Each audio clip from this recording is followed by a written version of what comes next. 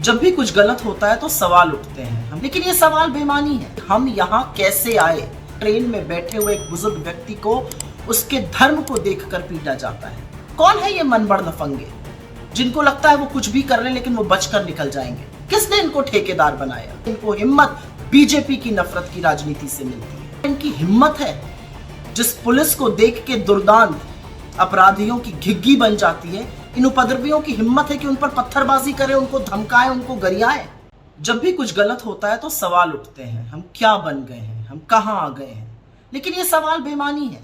आज सवाल ये है कि हम यहां कैसे आए, यहां हमें कौन लाया, मेरे देश को इस मुकाम पर कौन लेकर आ गया जहां पर ट्रेन में बैठे हुए एक बुजुर्ग व्यक्ति को उसके धर्म को देखकर पीटा जाता है।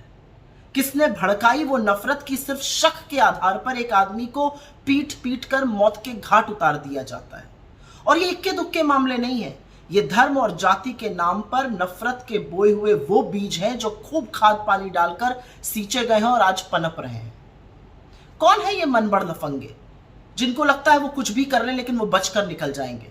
फिर चाहे वो महिलाओं का शोषण हो, दलितों पर अत्याचार हो या मुसलमानों के खिलाफ हिंसा हो। किसने इनको ठेकेदार बनाया?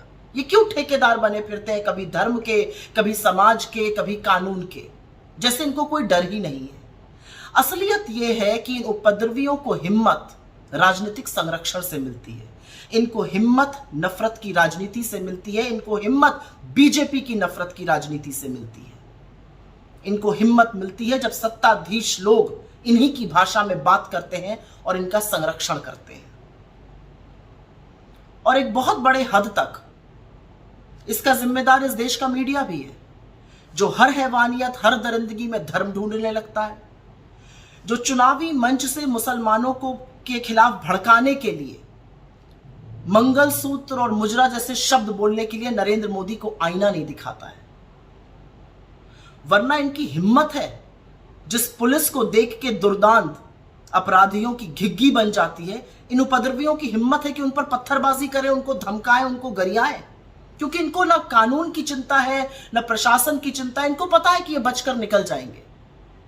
लेकिन थोड़े दोषी आप भी हैं, आप जो चुप रहते हैं। आपको क्या लगता है आप बच जाएंगे? बचेंगे तो आप भी नहीं। इसलिए बोलिए, गलत को गलत कहिए, हिंसा के खिलाफ आवाज उठाइए, अन्याय के मूक दर्शक बनकर मत रहिए। कुछ नहीं तो इस देश की मूल भावना को तो समझिए, अपने धर्म को तो समझिए, वो धर्म जो शांति, प्रेम, न्याय, सौहार्द सिखाता है। क्योंकि जो हिंसक है वो हिंदू हो ही नहीं सकता है। लेकिन एक बात गांठ बांध कर याद रखें, कोई भी उपद्रवी और कोई भी हिंसक इस देश की एकता की डोर को हम टूटने नहीं देंगे, क्योंकि ये मेरे देश की तासीर ही नहीं है। ये गांधी का देश है, ये बुद्ध का देश है। इस देश की संस्कृति में प्रेम है, न्याय है, सौहार्द है, अमन है, चैन है, भाईचारा है। और किसको लगता है कि वो ये तोड़ देगा?